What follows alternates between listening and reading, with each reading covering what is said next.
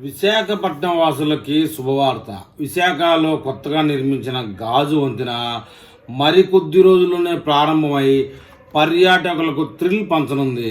మహావిశాఖ ప్రాంత నగరాభివృద్ధి సంస్థ ఆధ్వర్యంలో కైలాసగిరిపై దాదాపుగా 55 మీటర్ల పొడవు కలిగిన గాజు వంతెన నిర్మాణం పూర్తయింది. 55 మీటర్లు అంటే సుమారుగా ఉంటుందండి. ఇది దేశంలోనే అతి పొడవైనది. దీనిపై నుంచి చూస్తే చుట్టూ ఉన్న ఎత్తైన కొండలు, లోయలు కనుచూపు మేర సాగరం కనువిందు చేస్తాయని చెప్తుంది. గాల్లో తేలియాడుతూ కనిపించే ఈ వంతెన పర్యాటకులకు కొత్త లోహంలో విహరిస్తున్న భావన కలిగిస్తుంది. అధికారులు అయితే ఈ విషయాన్ని స్పష్టం చేస్తున్నారు. మొత్తానికి ఏదేమైనా విశాఖపట్నం కూడా విదేశీ నగరాలతో పోటీ పడుతుందనడంలో ఎలాంటి అబద్ధము లేదు. అమరావతిని, విశాఖపట్నాన్ని, రెండు నగరాలని ఆంధ్రప్రదేశ్కి ఆర్థికంగా ఊతమిచ్చేలాగా ఈ రెండు పట్టణాలని డెవలప్ చేస్తూ ఉండడం అనేది కూటమి ప్రభుత్వానికి చెల్లింది.